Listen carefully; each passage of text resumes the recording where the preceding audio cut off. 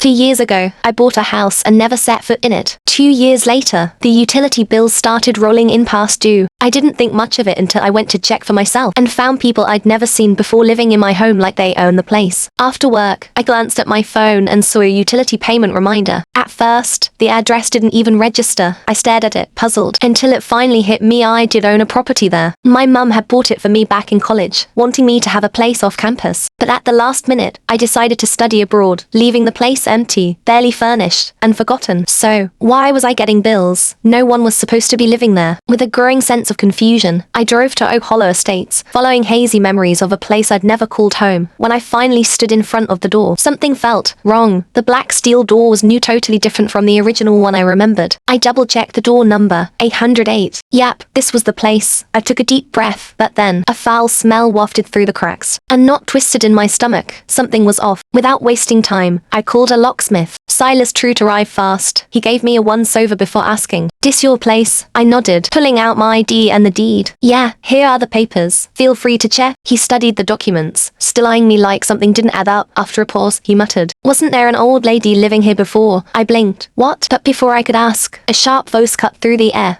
"What do you think you're doing?" I barely had time to react before a frail old woman rushed toward us, jabbing her finger in Silas's face. "How dare you try to rob me in broad daylight?" Before either of us could explain, she lunged at Silas, scratching his face. He stumbled back, shocked, clutching his cheek. "It's not me," he yelped. "She told me to unlock it." The old lad,